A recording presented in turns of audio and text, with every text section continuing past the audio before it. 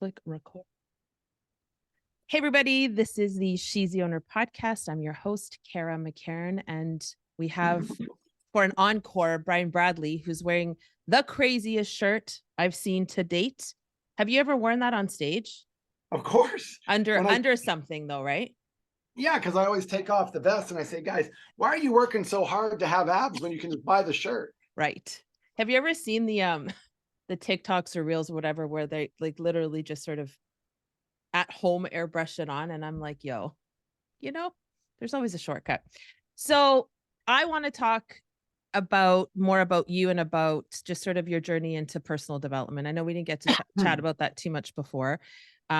So the first question is, I know you talked about Pete Egoscue, but how did you get into Tony Robbins and personal development as a whole? Like, you've been with him 25, At least. It's been my 31st year with Egoscue, so probably close to that-ish with Tony, because he was one of my first clients I ever worked on. And Wow. He came in falling off the horse. He was 5'10". Now remember that. He's 6'7". So he's bent over like, what is that, 9 inches. Wow. And we make him walk up 14 stairs to come in. It was amazing. We had no elevator. And he's like, oh, that sucked. And I go, yeah. And he's like, I should have, I gotta, right. And I'm like, what the hell are you doing? And I had no idea what the power move was and the physical and, trying to anchor it. And I called Pete up and I go, bro, what did you just do to me that I'm working with this guy? He keeps hitting himself. He goes, no, he's doing this. He's doing this physical, blah, blah, blah, to do this. And I go, he goes, you know what Tony Robbins is? And I said, I just don't. So my first introduction was Tony in pain. Wow. My second introduction was Tony out of pain an hour and a half later, and him saying, this is amazing to me. Everybody needs it. And that was the whole thing on how it snowballed from there. And he and Pete had been friends for a long time. So my world into self-development and I don't know, like, I'm going to tell you right now, I had parents who believed in themselves.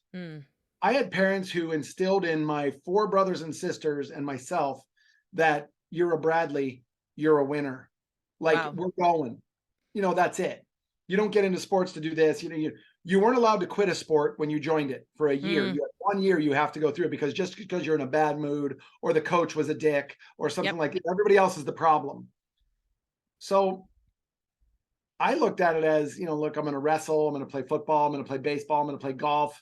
And I loved them all. I sang in the chorus. I played in the marching band because I broke my fibula, couldn't play 9th grade football. So I played the bass drum. Nobody was better at it than me, not even the drummer for Tool. Now I say that because when you go back and look at the drummer for Tool, maybe one of the greatest drummers ever. But I did it because it was friendly. It was things to do. It was a way to connect with people. And I was friends with everybody in school. It wasn't like, you're a football player, so you don't talk to the people in the band or chorus. I was everything and didn't think anything of it. So there was never any judgment. Till you get older, then society tells you you're in the marching band or this. Yep. And I just never resonated with me. Like, we're not different. What's the big deal? I had 2 of my best friends in high school are now in relationships with their partners. They're guys in relationships with their guy friends. And everybody around me knew they were gay, except me. Right. Yeah. I don't know why, because I didn't really care. They were my friends. Right. And yes, we'd go motorcycling together and they'd always put me on the front, wrap their arms around me. Maybe, I don't know. Was I being hit on? Shit, I don't know. But, I looked at that kind of stuff and just said, I'm friends with them to this day, which ties into the self-development stuff of sometimes you either have a really good life situation, which I was blessed to have, 4 amazing siblings. I joke around with people and say that I was raised by wolves. I have 3 sisters, and that's who I was really raised with, because my brother was so much older, but he and I talk at least once a week. We talk athletics and golf and basketball and all this stuff. My sisters talk about all the crazy stuff. Like, I sent them the picture of me wearing the Santa sweater where Santa was pooping down the chimney, which might be the greatest Christmas sweater. It was the greatest. I had that on my Instagram for a hot minute. That was the best one so far. Well, the idea behind it is you got to bring some levity to get people to change their mind about I'm sitting and they say it's the new cancer. Oh my God, I'm sitting again. I'm sitting again. I'm giving Yeah. myself cancer. Like, come on. Yeah. We're really not that weak as a society. So the whole idea was I've always been in the position of trying to make people feel better, which is what a clown does. Mhm. And I was literally the class clown. Right. And to me, I didn't do it out of any other reason than this. I freaking loved it. And I had attention deficit disorder so bad, undiagnosed, that I could read a book and highlighted everything because I must all be important. Take a Right. test and I could pass with an A, B, or C and then forget about the information. That went all through college. When I ran into Pete Egoscue, who brought me into the mindset of be curious, ask why, Mm. which really goes into self development. Like, ask why things are happening to you or for you. Two Yep. different questions. Yep. When I hear 2 and 4, I listen to language that people use. And that's why me in the chronic pain world or the performance world, I look at it as, God, I love you being injured. I freaking love it that you're injured. Right. What?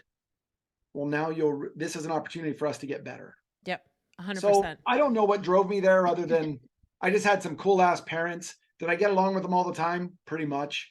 I told people today on another Instagram that I was the middle kid.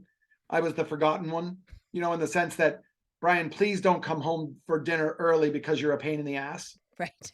So, because I was always so high strung. Yeah. And I think that's one of those things that my superpower is ADHD, Mm. because I've learned to listen and control and see 20 situations going on, use one to control the other and to help the other. And, I think it just helps me. Yeah. And I mean, I mean, labels are labels, but it's what makes you likable is the fact that you are able to sort of jet around. And it's interesting that you say that about, because a lot of times the class clown is the class clown out of necessity. And I love that you're saying, no, like that's not what this was. I just am, and I'm happy to be that way. Um, so when it comes to like, we'll get into the masculine because you said something, come on, we're not that weak as a society. So maybe let's kind of go into that. I know, in the Tony Robbins world, personal development world, we're sort of opinionated about just the state of things, the state of men and the state of women right now. But do you think there is some weakness when it comes to, like, maybe you can relate it to the body, but it's, I'm always hearing about men don't have enough testosterone nowadays, and they're, based on the food and plastics and all this stuff, and they're just not as, you know, balls to the wall, strong, getting shit done. Do you see that as something, or do you just think we just need to kind of shift mindset, or do you actually see men who are not as strong as they once used to be, physically, emotionally, mentally? Let me start that off by I go to the gym here in San Diego, and I don't like the gym, Me neither. but I love the gym at the same time because I throw David Goggins on and I'm literally taking souls, like he says in the gym. Like, you're not in competition with anybody else. You're in competition with yourself. You better Yep. like what you like in the mirror every morning. That's what you see. Could I be leaner? Hell yes. Do I want to? Eh. But I can tell you this, when I have the trainers in the gym saying to me, I copy your workouts. I hope you're okay with it. I said, I'm totally fine with it. In fact, if you don't, you're not real intelligent. Mm. And that's not me being cocky saying, because look what I came up with. Remember, I ran into Pete Egoscue 30 years ago, Right. who said bench pressing slows you down. And I'm like, dude, what? Bench press has nothing to do with running, when it has everything to do with running. Because look at my pec muscle here. As I'm doing this in bench pressing, it's lengthening and it's shortening under Mhm. tension. Well, if I'm allowing this to happen versus being back here, then it affects my shoulder, which affects my run, which makes me slower. Yep. So it all made sense. We've just learned to communicate it a little differently. What I see in the gym now are not demasculinated men. I see guys that are maybe sometimes unhappy with what they see in the mirror, Mhm. which is why they're in the gym 7 days a week, which doesn't make them a pussy. No. It makes them literally a victim. of his own thought process. And Mm, he hasn't excelled to a point, not that one's better than the other. He hasn't come up here where we are. No, right. he hasn't had the opportunity yet to meet the right male or female in his life to say, you know, you can be better if you just switch this mindset, ask this question, do bicep curls this way. So when I'm doing workouts, I literally start laughing out loud. Mm. Because one thing David Goggins said, and I really like the guy because, yeah, you have to be into foul language and stuff like that. He's intense, that guy though. Like he is, but he gets, I mean, Out of a if he's in your need, ear when you're working out, but like he's out of a need. mm-hmm, Look at his need. Look at his stretch marks. Look at him being 320 pounds. Look at him being the fat kid in high school that did everything else everybody else did because he right. was so insignificant. Yep. And any male, myself, who looks at that and goes, wow, that's attractive, because there's parts of every one of us when you can admit that we all are there at a certain point. Yep. You know, go back in the day, like I bought 7 jeans when they were big, like 15 years ago, because they were 150 bucks a piece and everybody else wore them. I guess I should get them. I love them the way they fit. But $150 Mm-hmm. when you could buy used Levi's somewhere and it makes your ass look just as good as long as you have one. Like, Yeah. come on. And nobody's Right. judging you for the jeans you're in, you know, and all this stuff. And, you know, we were talking about this like significance issues that why I have a friend who has a McLaren. Mm-hmm. Why did you buy the McLaren? Well, because I love the car, but when I pull up somewhere, people know when I get out of it. And that is so unattractive to me Right. versus I make no secret about this. I love the Porsche GT3 and the Porsche GT4 RS. And I look at those cars and say, I can get the Porsche GT4 RS. It costs this much. I drive it for 2 years. 2 years later, I can sell it for this much. And all those, I'm making 75 grand in 2 years. I get to drive the car for, like, I'm looking at it from a logistical. Plus, Right. I track the car and I actually love driving the car. It's not about when I pull up somewhere, somebody's going to say this. Right. You either love the performance of stuff or you need the boost. I don't think that men are wussified. I think that society's trying to. Why But do you if think that? anything, I think, well, because they say if you open up your mouth as a toxic white male, you're in trouble. Mm-hmm. But why do you think? Because I see it too. I see all the time, like just constant bashing of toxic masculine, that narrative all the time. Like a man who can stand and hold presence for you, they're toxic. If a guy can, have an opinion that's different from yours, he's toxic. If he's strong in his resolve and if he's got purpose and he follows it, toxic. Like it If seems he holds the door at you for you at right. 7-Eleven He's an and you give him a asshole. look like, oh, you held the door because I'm a weak female, Right. I'm sorry you feel that way. I really am. I'm actually sorry you feel Yep. that way, but I don't. I held the door for you because I respect. You ready for this? I couldn't give two shits whether you're female or not. Right. I respect the human race. I'm going to Yep. hold it for a 90-year-old male or female. I'm going to hold it for a young 21-year-old male or female. Yep. Maybe I can teach them that they should hold the door for the person behind them. Right. And by the way, if they identify as they, I couldn't give a shit either. Right. Because I'm going to respect you as they. Mm-hmm. Yep. So, and that's the thing when, like, the conversations that I've had with women all along, it's, I don't need a man. I don't, it's that whole snap your fingers and all that kind of shit. But it does confuse the men, I think, because you end up thinking, well, if she does, and we just like a Date with Destiny. So any of you listening, Brian and I both just finished Date with Destiny. I almost said performing. You weren't performing. I mean, maybe you were a little bit. It is quite a performance. If you've never been to an event, he's probably one of the highlights of the whole thing because he's friggin' hilarious. But we talk about this. If you teach a man from a woman's perspective, for example, that I don't need you, eventually you stand there going, okay, well then what am I here for? Like, what's the purpose of my involvement in this situation?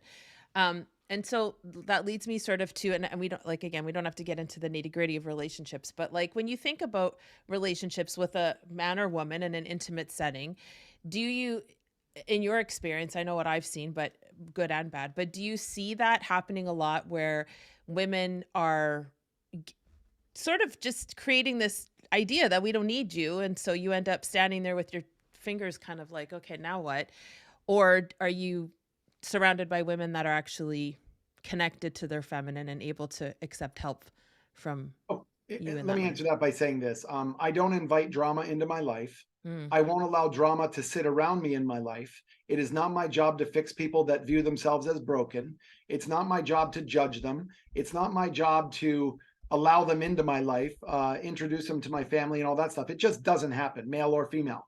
Having said that, here's a perfect situation that could happen. You get married. If everybody listening to this could close their eyes when they're in a, forget marriage, go to long-term relationship that ended. If you just close your eyes and go back to day one, mm, if one of my friends says, I'm getting divorced, and I'm like, what do you mean you're getting divorced? At that point, it might be too late. Bring this up to me 4 months earlier, and I might have been able to help you by just saying this. Close your eyes, go back to the day that you met her or him. I don't care. Tell me about that day. You can't help but smile. Oh, it was amazing. She had such great energy, blah, blah, blah, blah, blah, that I was instantly attracted to it. Okay, stop. Next question. Does she still have that same energy? And I'm asking that question for a reason, because what I'm really looking for is him to say no. And then I'm going to challenge him. Or does she still have that same energy? You're viewing it differently and you think it's not pointed toward you anymore. mm, Because what happens is a woman is given the right and the privilege to give birth to a child. mm-hmm, She will always have a 9-month head start on loving that child mm-hmm. because it's brewing inside of her. Yep. Oh, And I here I love am that. over here going, here's the dude going, I did that, but I have no clue about the developmental process and all the pains that go with it and everything else. And when she is in pain, I can help her because I'm a savior, right? You know, that kind of stuff. Woman gives birth to the child. They both fall in love with the child. She already has a 9-month head start. In her past, her parents got divorced. In her past, she saw her dad 50% of the time, which means he left her. Mm-hmm. In her past, that has now become her future. You're a male, you're going to leave her. That's what she's perpetuating. Yep. You start feeling that. And guys are so, this is the wrong word, call it sensitive, but they're weak in this way. I need the attention. Mm-hmm. I'm not getting it from her, but I can get it from her. Mm-hmm. I can get it from her. I can get it from drugs. I can get it from this. I can get it from hanging around with the Tony Robbins group. Yep. But that's fulfilling one thing. But if you haven't fulfilled the whole over here, then you start to dislike your own child. Yep. Because that little fucker just caused my divorce unconsciously. Right. I hear this from people all the time. My second child really hurt me in childbirth. My back's been killing me. I said, whoa, whoa, whoa, whoa, whoa, whoa. Think about what you just said. My second child, every time I look at her and she's 13 and she's starting to argue with her, Mm-hmm. she hurt you. Wow. I didn't even think about the language. I will stop using that right now because subconscious becomes conscious. So yeah, there's all kinds of things like that. As a male, and Tony said this before, you got to create and stay in. It's not a competition. You got to create the fun in your relationship. Right. And at some point as a male, go like this. Oh, hell no, that's not happening. Right. Boom. Put down the foot, put down the law. It's not happening. Caveman. Yep. Where you go, this is not allowed anymore. Yep. So what, like if I could write a book in this kind of stuff, I would say, guys, females, you're having a baby. Let me tell you how you, female, are going to screw this up. Right. Wait, what do you mean you're blaming? No, I'm not blaming you. Right. But if you don't recognize how vulnerable he is, you will replace him with the one male in his life that'll never leave you, and it's your son. Yep. And now it's like, holy and then you start reversing all that kind of stuff. And Now, sorry, I love everything you're saying. Like I'm writing notes. I'm chomping at the bit. And I think the key though is like communication, right? Like if I said I have 4 daughters, I birthed 4 children, I lost a son, and I have an older stepdaughter from my previous marriage. And so I've birthed 4. And the falling in love, the 9 months head start, like that's the probably one of the top most brilliant things I've ever heard in describing motherhood. But like it's just communication though, right? Like if I say to the man, listen, like let's have a dialogue about this, all of what you just said can happen. It doesn't have to end up in this resentful way. Um, but the connection too to like birth pain and then connecting that to the kid, that that was a little bit about poop. Oh, hello. You have no idea how many women do that, and they're saying it authentically. Right. And then I just got into, whoa, let's take a step back. And here's what I heard. And then I literally throw out something like this. Yeah, I'd probably hate that kid too. She's like, what? I'm like, that's going to be your pain in the ass child, isn't it? Well, no, she's actually my best. Then stop blaming her for your back pain. Right. It's not fair. No. Your body is, and by the way, your back pain is such a gift, or we wouldn't be talking about how I'm going to help you create a compelling future from this Right. point out. Yeah. And from the 50% divorce rate in this country could be so easily remedied if you ask yourself why you're getting married in the first place. Mm-hmm. Oh, because we've been married or dating for 3 years and it's the right thing to do. No. Getting people to ask the right questions. You're basing that off of it's expected of me. It's part of my significance. I want to be married. I have a friend who's getting divorced right now, literally right now. Been married for 6 months, had a ceremony during the summer, but it didn't fulfill the hole that he's trying to fulfill. Wow. And it's not her fault. Right. And Wow. he's going to look at it as a failure. Right. And he's either going to come out of this or he's going to kill himself. And I think it's 50-50. And it's my job and all of our friends to go, bro, come on. And then start asking the real questions. Because a friend will tell you what you want to hear. Mm-hmm. I've got to detach myself from being his friend and say, this is going to hurt a little bit. But until you figure out who you are, you're always going to cling to situations like this. And I would encourage you to get some deep thought process counseling on this. I don't care who does it. Practical psychology through Robbins or traditional psychology over here. But either way, find the right psychologist who isn't trying to fix him or herself, his or herself, whatever the English version is. So I mean, there's a lot of things to unwrap there, but it comes down to one thing: is I think the word significance can work for you or against you. Mm-hmm. For me, significance works for me.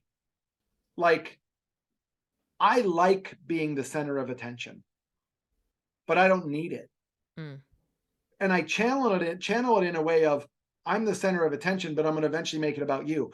My Christmas pooping sweater, I knew it would get some chuckles. I also knew it could be looked at as very unprofessional. I'll take both. Right. Because it could lead to a conversation. Right. Yeah, you don't really care kind of like what's going to jar the person as long as you get to have a chat with them and so. Have you ever, I mean, one thing I want to touch on is when you said you get attention from being in Tony Robbins, like I'd never actually considered that. Like when I talk about men and women, I will say, same thing. A lot of times women that I coach don't want to hear it necessarily, but when you talk about cheating but it's not just cheating. It could be gaming. It could be spending time at work. They're spending time at Tony Robbins. And the trick around that is you think it's a good thing, right? Like when you've done a lot of work, I find so that you're not seeing the blind spots. Like, if a woman and a man are in a relationship and the guy or the woman is very, controlling and doing all the things to put him in his feminine, it can get sneaky where the diversions, you can look at that and go, well, what's wrong with going to all these Tony Robbins events? That's great. But if it's diverting you from the shit you're supposed to work on, that's when it gets sneaky. And I find like a lot of times in our world where we're doing all this work, the diversions get sneakier where you could almost look at that and go, well, what's wrong with that? Well, what's wrong with that is that you've got a mess at home that you haven't quite cleaned up yet. You're not having covers. Some people will cheat. Some people go to Tony Robbins events, and I hadn't even thought of that. Like, it's a valid point. There's a ton of people that are in the community that you're like, yo, you maybe it's time to go home and work some of this stuff through, right? That's why, look, and Tony and Sage and I have talked about this, not in super huge detail, but I've watched them in their personal lives and all this other stuff. Mhm. There's a time and a place. For example, there's a time and a place to drop the F-bomb, Mhm. but not at home. Mhm. Like, does it serve you in conversations at home? Probably not. But to get people's attention, fucking A. Yeah. And they're like, whoa, okay, here we go. Well, there's that word. And to see people in their authentic lives, like that's why I've seen Tony and Sage for decades.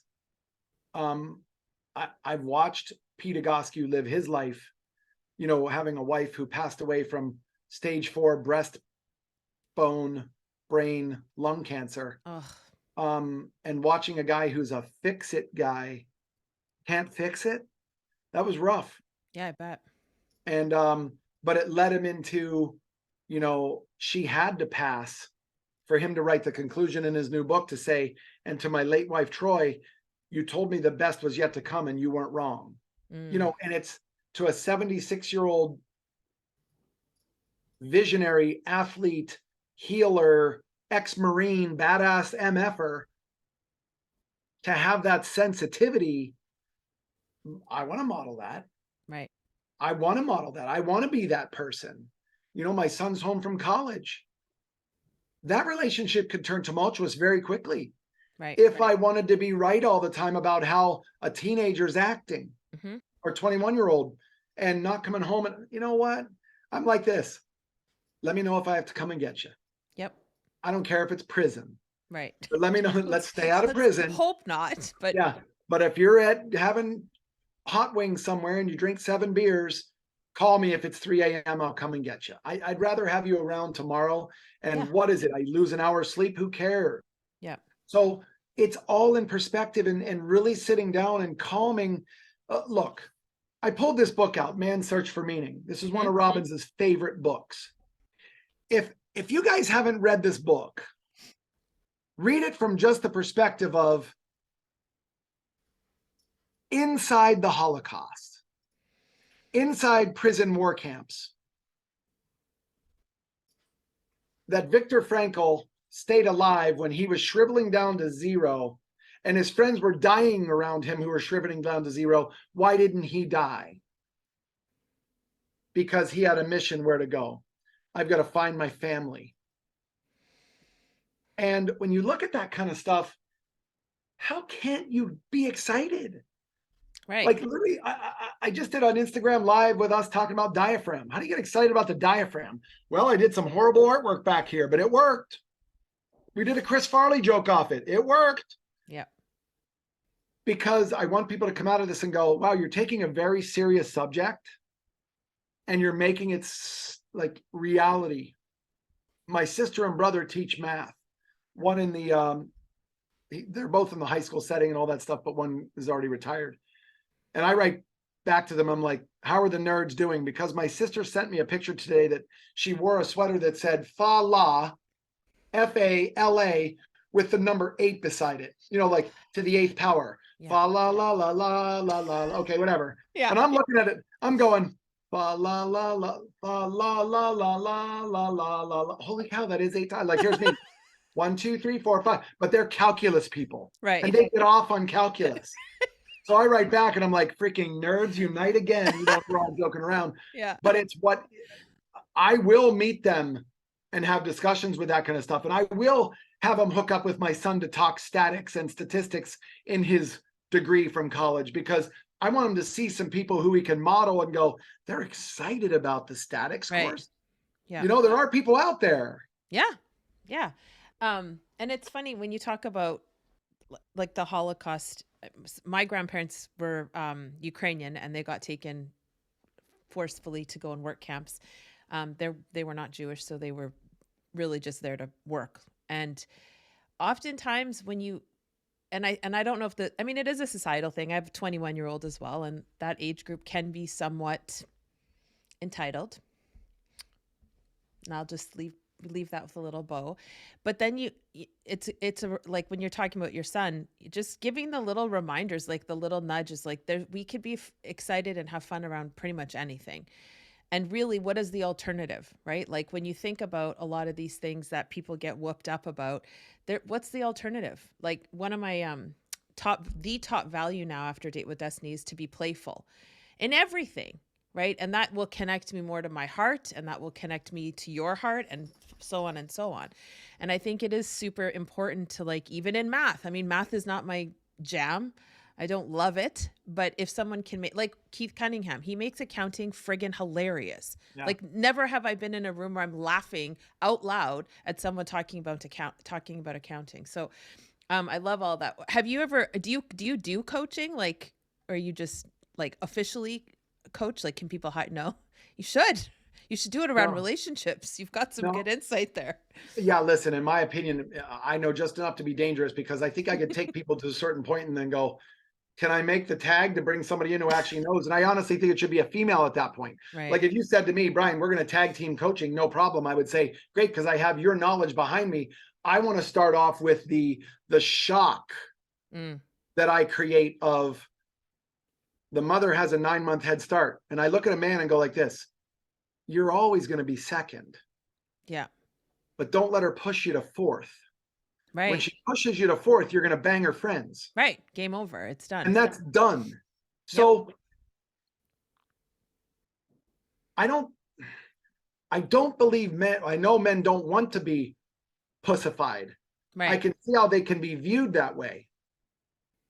But saying yes to your wife or your girl or your partner, guy, I don't care who it is, doesn't mean you're being disrespectful to yourself.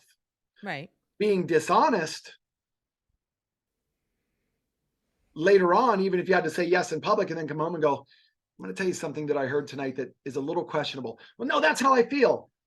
I understand that's how you feel. That's why I'm not telling you it's wrong, because that's how you feel. Yeah. What I'm going to tell you is what I heard. Now I'm going to tell you how it made me feel. Right.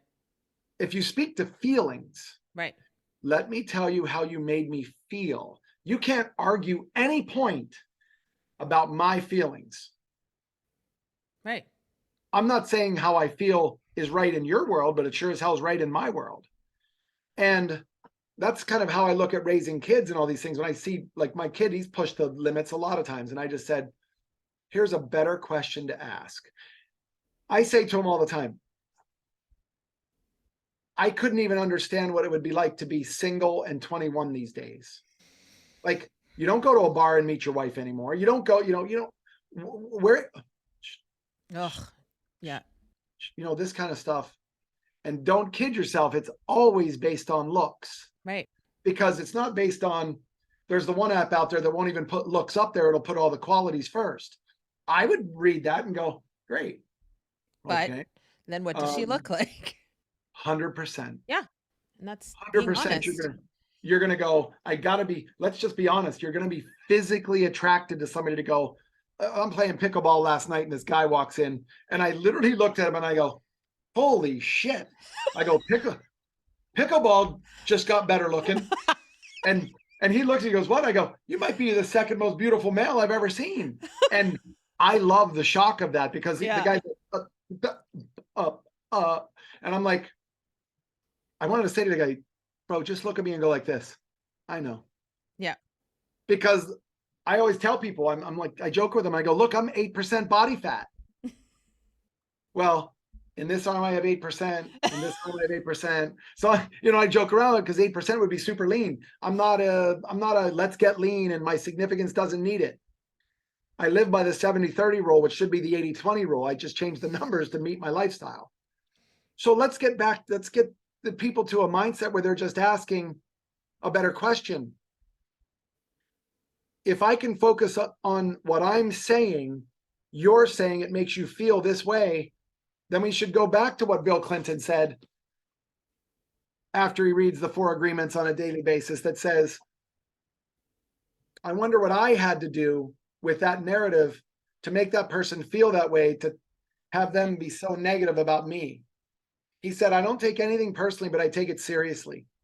Right. And then I assume you're right so that I can go back and look at a situation and say, I can totally understand why that person said that, because they're still living in the time when I was doing the Monica Lewinsky stuff, like when half the country thought dirty, dirty, dirty old man, and the half that are judging the dirty old man are doing it themselves. Yeah. You Well, know what I that's mean? why Like they're guys or judging. girls. Yeah. That's why they're judging versus going, can Hmm. you imagine what it's like to be married to Hillary Clinton? Oh, No. I'm not even saying all because she's a horrible person. I'm not judging that. I'm saying my niece worked for her. Mm. I'm saying Hillary's got to be tough. Yeah. She has standards. Right. And you want to talk about someone that may have demasculinated her husband. Mm-hmm. I'm giving him no excuse to stray off the farm. But it's I'm understandable though. Like it could, that's that the could have thing. easily been it. That could have easily been it. And I that's a good segue, because I think so many times, again, women, this is how girlfriends talk. Oh my God, he's such an asshole. He cheated. How could he? And all the girl is seeing, or the woman is seeing, is that immediate second when your friend goes, oh, he cheated, he's a prick.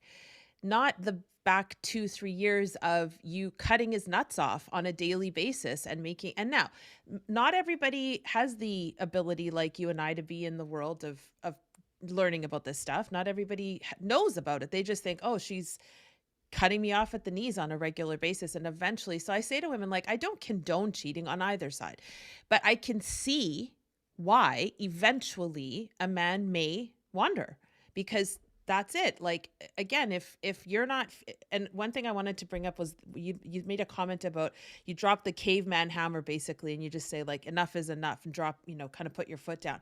And I think if men trusted themselves more to do that in a relationship, I think a lot of things would shift. Like, I know, even when you guys do that freedom exercise, right? Like, you energetically, and if you've not seen or been to Date with Destiny, there's a part where Tony will play a bit of Braveheart, and he stands up in the front of the room, and he throws his arm up and he yells freedom, and then he just lets the men do what they're going to do.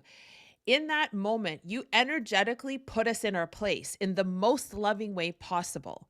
And that energy, like, that's the energy when I talk about men aren't getting to be like that as often anymore. That's what I'm talking about. That we're not afraid of you. We're not thinking, oh my God, they're going to hurt me. I'm just like, oh my God. Like, do you know how many women on a regular basis talk about that one thing that you guys do or that they do, and is like the most erotic experience of all time without actually being in an intimate relationship in that moment, because it puts us in our place, which really translates to making us feel safe enough to go, okay, you got the wheel, I'm going to back off here a second. And So go into your own expertise wherever that might be in the relationship. Let the guy have what he's good at. Let the girl have what she's good at. And then you come together to form this cohesive relationship where now all of a sudden your kids are affected in a way that says, okay, I totally get it. Yeah. I totally get it. Now I'd like to model that. Like Right, when I looked at my mom and dad, of course they had fights. My dad used to referee basketball. He coached golf. He coached football. He was a school teacher. He had 6 blocks long of people coming to see him in his casket. Wow. 6 blocks. And I said to my mom, look, down the line, you were married to that guy. Not, I wonder how many you'll have at yours. Right. My dad had 6 blocks of people. And I'll tell you another thing, that I brought my son up with that line of thinking because he knew my father. We took him back there to normalize him, get him out of California, take him back to central Pennsylvania and show him the real world a little bit. And he got to see, wow, that's your dad. I saw how he did this. And then I would literally tell him, oh, there were times when my dad and I didn't see eye to eye. He was a school teacher. And, so he finally said to me, he goes, I got to ask you a question. Do you think school teachers make enough money? And I go, give me an idea. He goes, $50,000. I said, in the middle of Pennsylvania, $50,000 when your house cost you $50,000.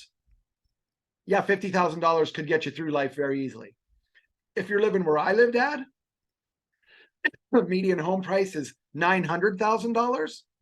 You better be moving 5 or 6 of your teachers in to pay for that house. Right. Right now, you're living in a commune. Yeah. Having said that, Dad, Let's take it to 25,000. Let's jump it to 100,000. Look at those two differences. Mhm. You get summers off.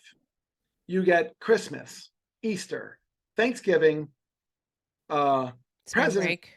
spring break. I said, you're missing more work than I could ever think about work. I said, in my 40-hour a week working 52 weeks a year to keep the business going. I said, plus you get retirement. Mhm. I don't get retirement. I have to plan for retirement. You're getting a paycheck right now being retired of, call it $5,000 a month for doing nothing after retiring at the age of 55 until the age of 85 when you died. 30 years, right? Yep. A month times 5,000, blah, blah, blah. You made another $1.8 million and all that. I go, I would say that you were overpaid. And he's like, oh, I'm not even arguing that point, Brian. He goes, I didn't think about what we do get. And I said, yeah, because you're too busy listening to what you don't get. Right. And I said, don't get me wrong. You guys are absolute as it relates to needed in the world. But don't convolute that with I deserve. Mm-hmm. Like I get people out of chronic pain every day. Or do I? No, change that, Brian. They get themselves out. I just guide them. Great. But I could easily jump on board with great job. Right. And I try not to. Yeah. Because I always say this, no, it's about their discovery, not about how cool we are. Mm-hmm. So yeah, my dad and I had some disagreements. My two nieces that are so far hardcore left, I love having lunch with them because I'm in the middle. And I say to them, I go, if you came over here in the middle, it's kind of fun. Just to witness the whole Yeah, thing. if you go over to CNN, constant negative news for one set of lies, and then you go over to faux news, which I call Fox, F-A-U-X, faux, you go over there for the other set of lies, and then you go, let me kind of mesh this and see what's really here. You might be a little happier than always being in the one narrative that's feeding you such negativity. No wonder you're having an emotional breakdown and a cellular breakdown. Welcome to cancer. Mm-hmm. Yeah. Thoughts become cellular, Mm-hmm. which is why we started off with, I don't invite drama in my house and I won't put up with it. Right. So what does it look like when Brian doesn't put up with it? If somebody's really whooping you up, do you just tune them out? Do you say, I mean, I guess it depends on the level of closeness to the person, but like, what might that look like? It's an interesting question because I can't even remember the last time it's happened. Well, that's good. We're on a pickleball court 2 weeks ago. And I served a ball to this guy. We play at the 4-5, 5-0 level, because I'm trying to up my game, blah, blah, blah. And I gave him this clockwise serve. It hit the court and bounced out. He didn't have a chance to hit it. Young kid. And he goes, throws the ball back. So I have to go pick it up. And he goes, you serve like that again, I'm going to do this, this, this. And I felt it. Male to male. Here it comes. Battle Royale. And I said, I'm sorry. I didn't get that last part. You serve it that way then, blah, blah, blah. I said, that's interesting. I said, you do realize you're on the competitive courts, not the recreational courts. I said, a serve like that is warranted. Your inability to get it is not my problem. But if you'd like me to slow the game down, I will. But I thought you were an upper level player. So he throws some stupid things back, and I'm just like, don't take it, don't take it, don't take it. I hit another ball. He hits the ball, and the ball comes back and lands about a half an inch outside the line. My partner raises his hand, one out. And I said, yeah, I was out. He goes, man, you guys need lens crafters. And I said to him, I said, I'm sorry, did you say something again? He goes, yeah, you're blind. I said, actually, that's true. I said, I have a glass left eye, but thank you for noticing. And so because now I want him to feel bad. Yeah. Oh, pick on my disability. Oh, okay. And now I'm just feeding the narrative. I'm creating the drama. Yeah. I caught myself about 3/4 of the way through, and I said, Brian, just shut up. Right. The kid, there's no chance of winning. Now we beat him bad, like 11-6, 11-5, whatever. Nice. Yeah, we had to win. Two other players came up and validated my stuff later by saying, yeah, we got in arguments with that guy before. I almost punched him. And I said, well, my last statement to him was, do you see this gray beard? He said, yeah. And I said, you're going to find out what old man strength is here pretty quick. And then, is that a threat? I said, no, it's not a threat. I said, just, you realize we're playing pickleball, but I let him get to me. Right. But if you can notice when somebody gets to you, then you can take a step and say, Why are you giving this moron control? And Mhm. then you got to change it again. Moron comes with judgment. Yeah. Well, be better than that. Why are you giving this guy control when he's really unhappy? Maybe he lost his cat that day. Maybe Yep. his wife left him. Maybe he lost his house. Maybe he's just miserable. Truck driver song, right? And all of a sudden I'm kicking him in the nuts. No thanks. Right. I have No, no interest. that's beautiful. I think like a lot of times when I first started doing this work, and obviously, it's a journey, but little things would piss me off. Like someone cuts me off on the road and I'd be wailing on my horn and what the fuck, don't you see? And as I started to go inside and figure my own shit out and why like now I question, right? And I'm like, why does that piss me off? That guy's mom could be taking her last breath. His wife could be, I mean, I birthed our son. He died 15 minutes after that. Like we were in a rush to go places. So it really does require that humility to shut up and just take a breath for a second. Everyone's so quick to bah. um and the freedom is in that. Like the freedom is the ability to just stop for a second. I mean, you had a bit of a go at him and that's funny, and men tend to do that a bit, but the fact that you can kind of just whew, but women have a really hard time doing that. Like, once we get into a fight especially with a spouse, like Or another girlfriend who you've oh, completely cut ties with and you'll never go back and this and this and this. Well, I played him last night again. okay. And I patted him on the back and said, before we played, he took another game and I said, you might want to pick this court because the sun's a little easier. So I broke the ice with the talk. Then I played him and my partner was not real good. We lost barely to them. But there were no negatives. I gave him the same type of serves in the game. He learned a little bit that he can run his mouth. That's the problem in today's society. People can type stuff out or run their mouth and they feel like there's no, here it comes. Yep. Well, who am I to be here it comes unless it really pushes my, buttons. Like if I'm in a car and somebody comes up to my window and says, get out of the car, I'm not stupid enough to get out of the car. If they start wailing on my car to break my windows and get into my car and I have family members in my car becomes its own protective defense weapon. Right. I'm not stupid. I'm not going to sit there and go, I'm a pacifist. No, Right. You're going to leave with some bruises. Yeah. Right. But you don't know where people are mentally and emotionally. Yep. Which is, my head's on a swivel 24/7. When I go to different cities, I'm like this. And they're like, well, why? Because you never know where people are, especially during the holidays. Remember, Christmas used to be the #1 suicidal time of the year. Yeah. Everybody else is happy but me. Boom. They've reached a point where they've literally done the cardinal sin. They've taken a life that was given to them. Right. That's not such a good place to be, especially like coming from the Catholic world. You'd go, oh my God, you've committed the ultimate sin. Yeah. Yeah, exactly. It's just, but again, I don't believe that my God is going to look at that person and go, you're going to hell. Right. I believe they're going to sit there. I believe, honestly, it's one of these. I have 3 questions for you. Why'd you do it? I can understand that. Here's my second question. I can understand that. Here's my third question. Right. And when you start to really dig down into why people do it action wise, it's all based on I'm hurt. Yep. I'm scared. And remember, fear acronym, forget everything and run or forget everything and rise. Right. It's all magnanimous, like, let's rise. Okay, well, this isn't the Braveheart movie. Right. Right. Which, by the way, was on 2 days ago. And if you didn't cry at the end of that again, when he's on the chopping block and he sees her walk out, oh my, you're just heartless. You got to watch it. You got no heart. So, how do you stay motivated to stay on your, personal development game, but like, how do you stay? Cause here's the truth for me. A lot of the time, not a lot, but sometimes it's like, I wish I didn't know what I know about food and processed food and all of the things. Like 20 something years ago, we started reading and sort of educating ourselves on organic eating and all the things, and processed food is going to kill you, all that stuff.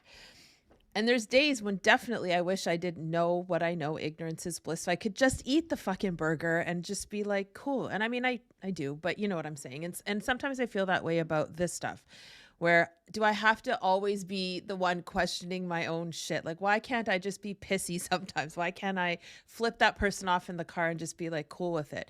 But how do you stay in the zone of just always wanting to do better? Or do you have days where you're like, oh, F this, I'm just going to be throwing a pickleball paddle at someone I don't. today?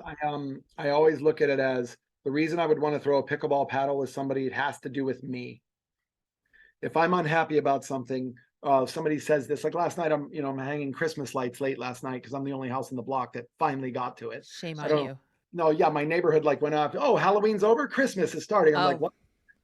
So I finally got them up last night because I'm the one apparently in the neighborhood who travels. And I look at this and I just say, I'll get it up when I'm ready. And when I'm ready, it'll go up. But I know that I'm doing it out of a place that I'm celebrating my Christmas and all that stuff. Having said that, when are you going to die? I feel like there's an answer I should give, but I don't know. Well, yeah, I mean, it could be literally Today right could now. be, yeah, So why not live that way? right. And you just say, like you're saying, Brian, what do you do to get ready for this? Nothing. I literally got up this morning.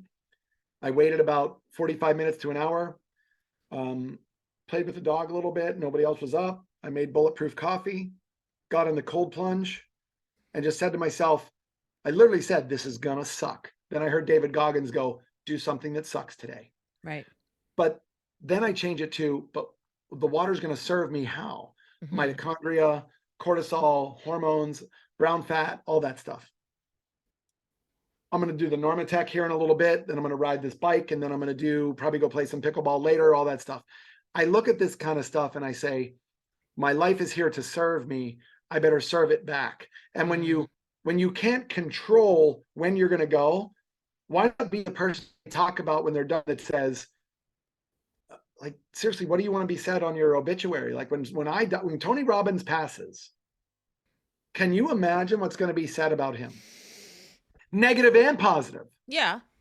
But the positives are clearly going to outweigh it because people are going, he's literally saved my life. And if I was at the funeral talking to somebody who said that, I would say, no, he didn't. And if Tony were here, he would say, don't give me the credit. Yeah. Yeah.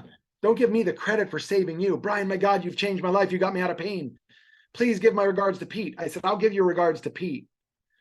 But in no way are we taking the credit for you doing your part to get you well. Mm-hmm. And they're going, well, you know what I meant. And I said, I know what you meant, but I need you to say it. Mm-hmm. Give yourself the credit. So for me, every morning it's about getting up, eating metal and shitting bullets by noon. Like, let's go. This is a machine we're going with. And, it might be because I burn incense in my house, for example, especially at Christmas. I have this little house that has a chimney. You burn it and it comes out the chimney. And I'm like, oh my God, that's like back east. Come on. Because in California, there's no really change of scenery. So it's the same stuff every day. But it gives you that feeling of, I remember shoveling walks. I remember being home. I remember opening presents. And there's nothing, I saw this commercial. There's nothing like the feeling of Christmas morning and opening up presents until you're a parent and you get to watch your own kids do it. And then you get to watch grandkids do it. And so, it just keeps getting better and better and better if you're willing to see the gift that's in front of you. Pete Egosky, and I know he picked it up somewhere else, he'd tell you that too. But you can't say anything that's going to upset me because I refuse to give you power.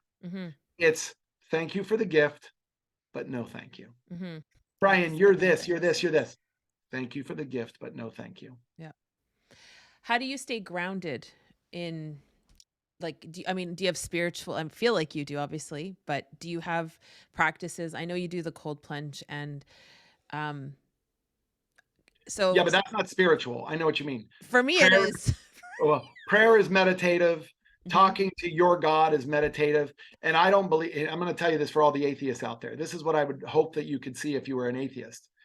When you give your life to someone else that you believe in, I don't care what God it is either. I have, my Muslim friends didn't give it to Jesus Christ. I can tell you that. My Jewish friends recognize Jesus Christ, but they're not viewing him the way that most Christians do.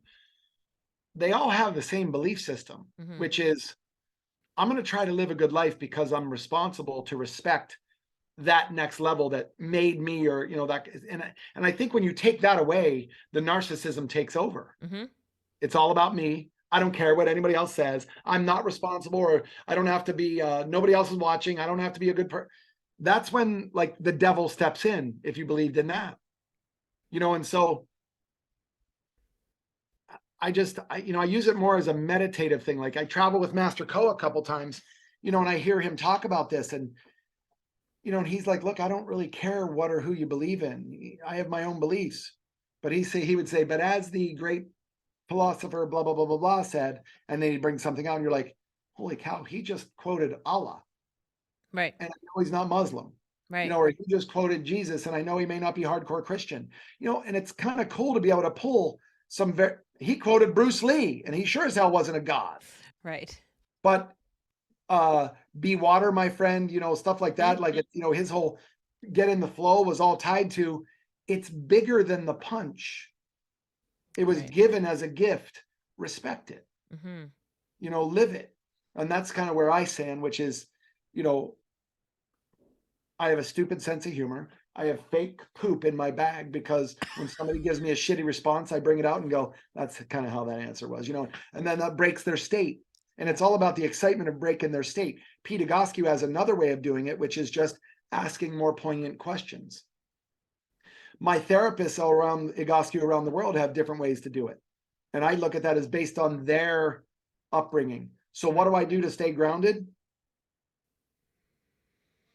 There's not a conscious effort to stay grounded. I have my mom and dad's death cards up on that TV up there because I look at it, it's almost like a little shrine, but you know what? I don't get to go and visit their grave and stand over there and talk with them. You don't need to do that because they're wherever, but it does remind me, oh, they brought you into this world. You should respect and be grounded in it. Yeah. So last question. Thank you for letting me pick your brain. It's been amazing. And this might be a long answer, but when it comes to the goals for the business, for your health, for relationships, what sort of, and if you want to take them one at a time, but like, what sort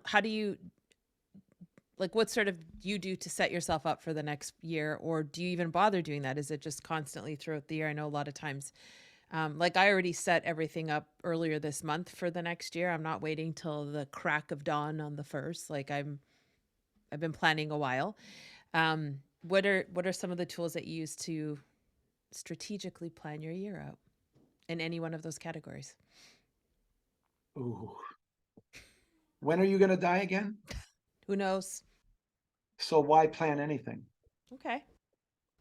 So it's not that I plan for it, but I live every day according to the plan that I have set for the rest of my life, which is just be fucking awesome. Yeah. Help people.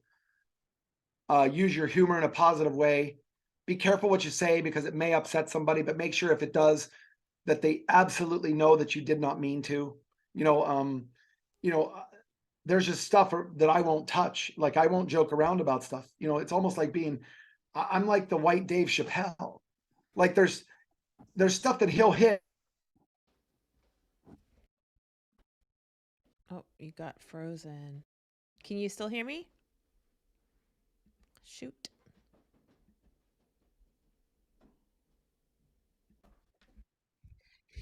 That's crazy. You say Dave Chappelle and everything goes haywire.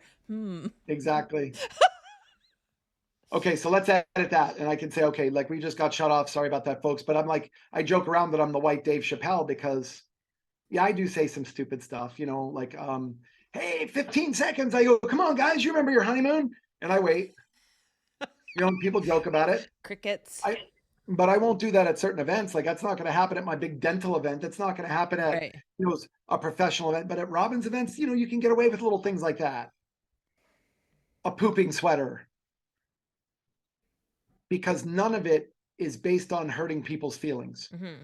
That's why somebody who says to me, like, I have these pretty right, I'll call them right-driven politically friends, and then some pretty hardcore left politically friends. And I purposefully bring us all together. We're all friends. And we joke around. Some of us go skiing together, snowboarding together every year. And I bring it up at dinner. I'm like, so how's the left-wing batshit crazy side going? And then I look over here and I go, how's the right-wing Nazi warmongering, blah, blah, blah, blah, the people going? And I purpose, they're like, well, they argue, I don't really feel that way. But it's fun to hear their sides because a lot of it's just based on fear and what they know. Right. And, so I don't plan a lot of things out. But there are certain things that I won't like, there are certain things I won't joke about, like I may have 30 years ago, because I didn't realize that what I might say might hurt someone's feeling. And that's never your intention. No, but why even bring it up if there's a chance? Right. You know what I mean? Like, it's not back in the day, like I'm 50, almost 55. So back in the day, you'd be at a country club and somebody would go, a Jew, a black guy, a Muslim, and a priest walked into a bar, and I'm going like this. Tell us more. Yeah. Now I go like this. Are you a moron? Like, you're going to offend 4 groups of people at once? For no Like, good, seriously. for a bad joke, probably. Yeah. So and of course they all start like this. And then they start talking. And it's to not realize what my Jewish friends have gone through, even though they weren't in the Holocaust themselves, but they lived it via the emotions that were tied into the generations talking about it. Mhm. To look at my black friends and not realize that, yeah, you know what? You're lucky, but there's a lot of people who aren't so lucky. Mhm. They were never given the opportunity.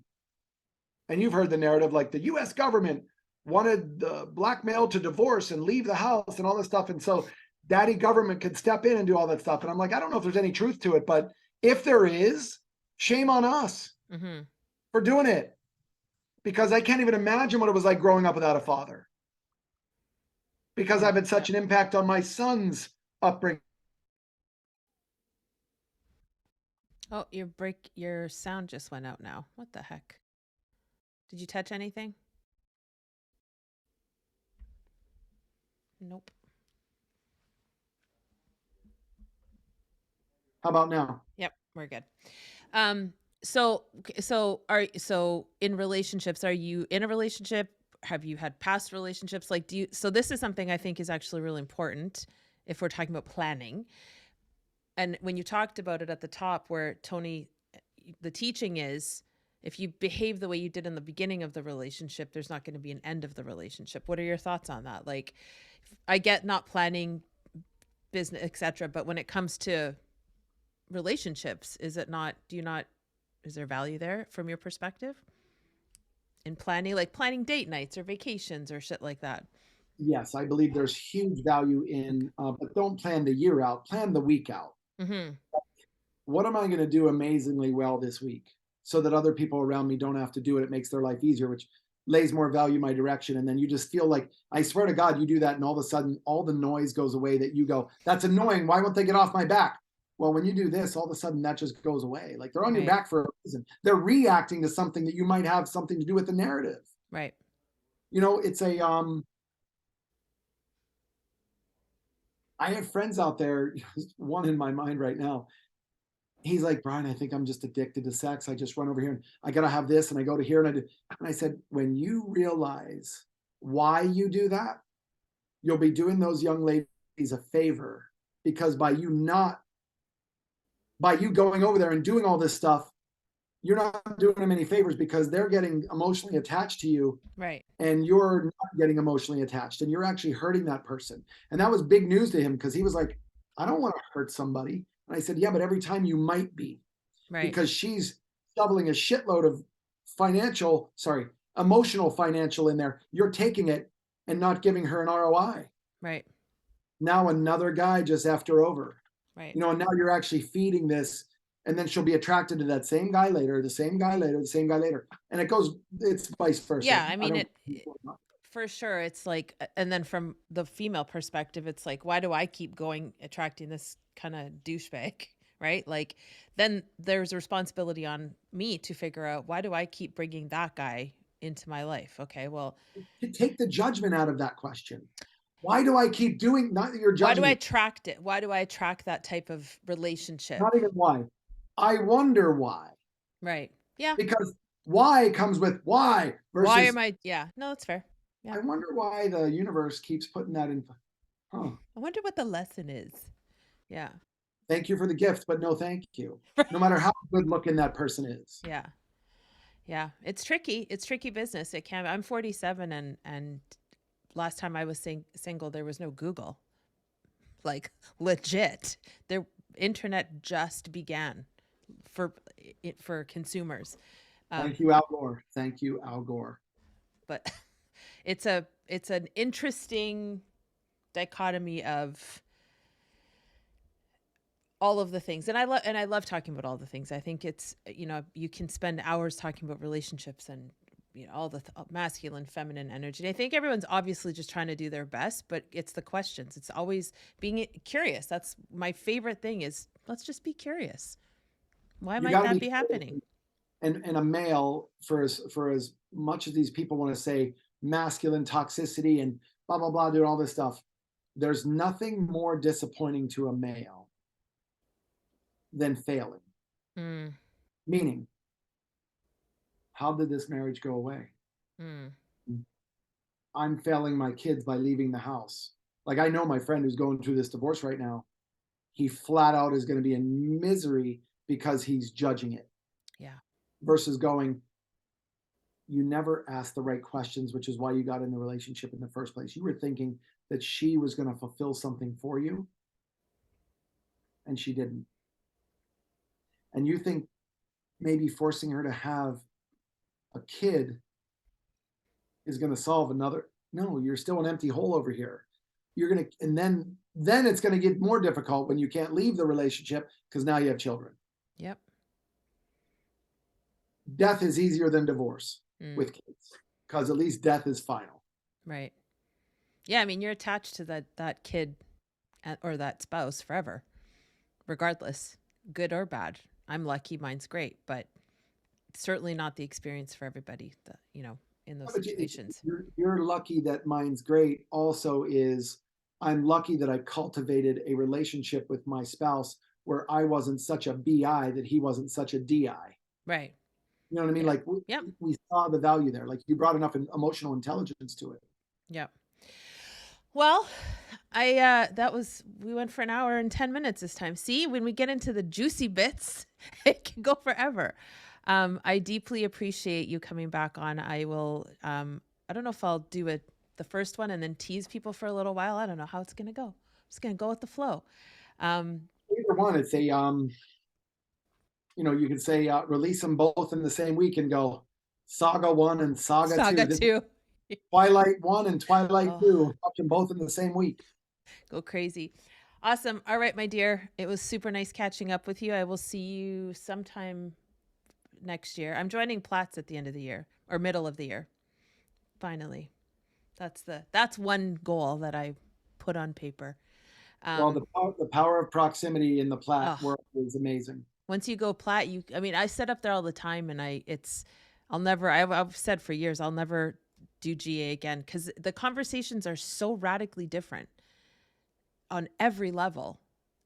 You get called out regularly, which is beautiful. It's a beautiful, and it's done with love, but it's like a crack of the whip when you start whining or whatever. It's awesome. It's amazing. Yeah. All right. Love you lots. Thank you so much. I will see you when I see you. Take it easy, and thanks again. Have a great holiday. I'll talk to you later. Yes, you too. Bye. See you.